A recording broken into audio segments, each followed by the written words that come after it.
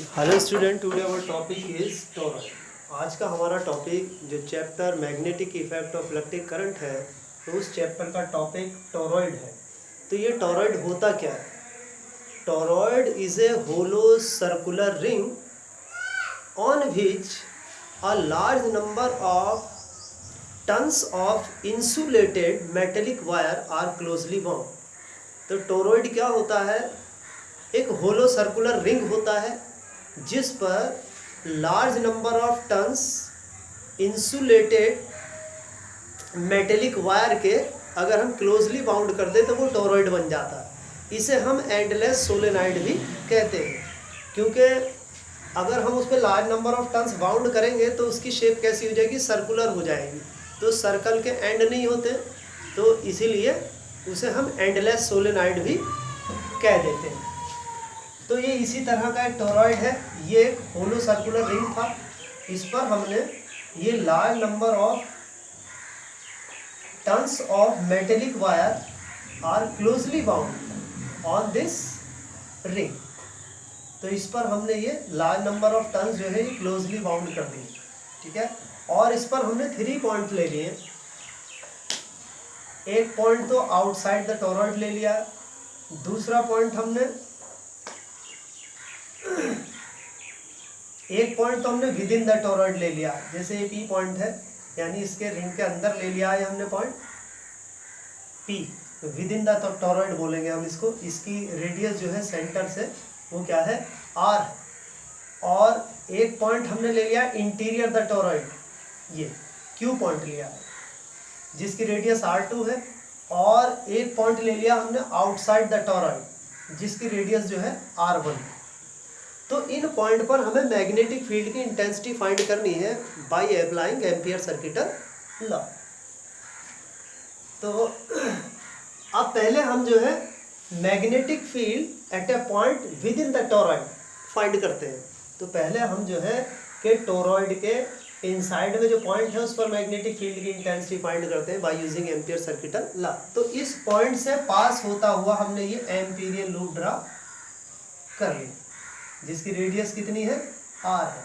तो अब by applying ampere circuital law क्या होता है? Line integral of magnetic field around any close loop is equal to mu naught current enclose by the loop. अब ये जो लूप है, जो एम्पीरियल लूप हमने लिया है, ये कितना करंट एनक्लोज कर रहा है? तो पूरे टॉरॉइड पर करंट है। तो टॉरॉइड में यूनिट लेंथ पर तो स्मॉल n टन्स है, तो उसकी टोटल लेंथ पर कितने टन्स होंगे?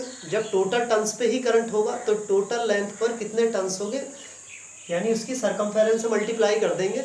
यूनिट लेंथ पर जो टन्स हैं, अगर हमें टोटल लेंथ के टन्स निकालने हैं तो यूनिट लेंथ के टन्स को उसकी सरकमफेरेंस से मल्टीप्लाई कर दीजिए, तो टोटल लेंथ पर टन्स आ जाएंगे।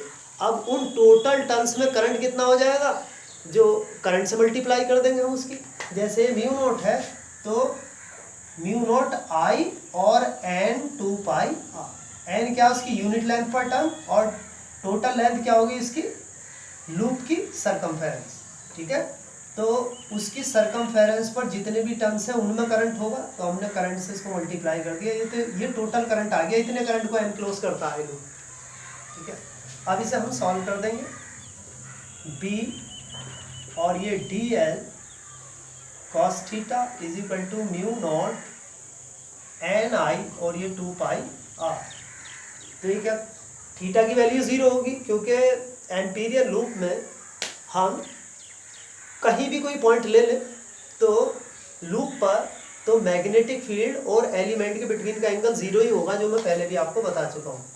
तो b dl cos 0 is equal to mu naught ni और ये 2 पाई r। cos 0 की वैल्यू 1 होती है, तो b इंटीग्रल ये dl आ गया is equal to mu naught ni और ये 2 पाई r। तो dl का इंटीग्रल क्या हो गया? l is equal to mu naught ni और ये 2 पाई r। l क्या है? लेंथ ऑफ द लूप, जो हमने एम्पीरियल लूप लिया है इसकी लेंथ। तो वो क्या है? सर्कल है लूप जो है, तो सर्कल की लेंथ क्या होती है? इसकी सरकमफेरेंस, यानी b into 2 pi r is equal to mu naught N I, और ये 2 पाई, हाँ 2 pi r is cancel by 2 pi r, B is equal to mu naught N I. तो this is magnetic field intensity at a point within the toroid. अब हम इसके toroid के outside में ले लेते हैं कोई पॉइंट, जैसे आर पॉइंट ले लिया हमने इसके आउटसाइड में, और उसकी रेडियस ले ली हमने, डिस्टेंस उस पॉइंट की r1, तो वो रेडियस बन जाएगी अब इसकी, क्योंकि एक एम्पीरियल लूप ड्रा कर लेंगे हम इस रेडियस का, ठीक है।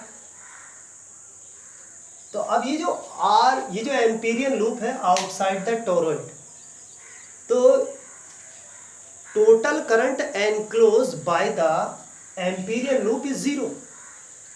तो ये तो करंट को एनक्लोज कर रहा है, दिखाई दे रहा है, मगर 0 क्यों है? क्योंकि यहाँ जितना करंट इधर से ये एंटर कर रहा है इसमें टोरॉइड में, तो इधर से उतना ही करंट जो है ये लीव कर रहा है। तो टोटल करंट क्या हो गया? Enclose by the Amperian loop 0 हो गया। जैसे किसी रूम में जितने स्टूडेंट एंटर हुए थे उतने ही स्टूडेंट जो है वो बाहर निकल गए, ठीक है। तो टोटल स्टूडेंट कितना होगा रूम में? तो वो तो 0 होगा।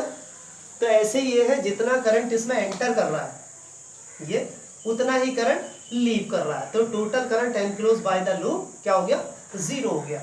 तो ये जैसे ये करंट जा रहा है तो इसको हम अप करंट ले रहे हैं, ये अप, और ये जैसे ऐसे आ रहा है इसको ले रहे हैं हम डाउन करंट। तो अप करंट को हम पॉजिटिव साइन के साथ लेंगे और डाउन करंट को क्या लेंगे हम? निगेटिव साइन के साथ। तो टोटल करंट इसलिए 0 हो जाता है। जब total current enclose by the loop 0 हो गया तो मैग्नेटिक फील्ड भी 0 हो गया। अब अगर ऐसे ही हम इसके टोरॉइड के इंटीरियर में कोई पॉइंट ले लें, Q, जैसे ये पॉइंट लिया हमने Q, जिसकी डिस्टेंस जो है R2 है, तो अब हम R2 रेडियस का एक एम्पीरियल लूप ड्रा कर लेंगे। तो एम्पियर सर्किटल लॉ अप्लाई करने के लिए हम जो एम्पीरियल लूप लेंगे, अब वो भी करंट को एनक्लोज नहीं करना, क्योंकि करंट जो है वो टोरॉइड पर है। ये हमने इंटीरियर द टोरॉइड लिया है पॉइंट जो है, तो ये करंट को एनक्लोज नहीं करता। अब जैसे ये है, ये टोरॉइड है, तो इसमें जो करंट फ्लो होगा तो यही तो करंट फ्लो होगा। अगर हम इसके बीच में कहीं भी कोई पॉइंट ले लें ऐसे, तो वो तो करंट को एनक्लोज नहीं करेगा, बाकी ये करेगा एनक्लोज करंट को। तो इसलिए current enclose by the loop Q is 0, तो magnetic field is also will also 0। तो जब ये करंट को एनक्लोज नहीं करेगा तो मैग्नेटिक फील्ड भी इसका 0 हो जाएगा, क्योंकि करंट जो है वो टोरॉइड पर है इस तरह से, ठीक है। ये जो हमने पॉइंट Q लिया है ये बिल्कुल अलग है टोरॉइड से, इंटीरियर द टोरॉइड है, तो इसलिए ये करंट को एनक्लोज नहीं करता। जब करंट को एनक्लोज नहीं करता तो मैग्नेटिक फील्ड 0 होगा।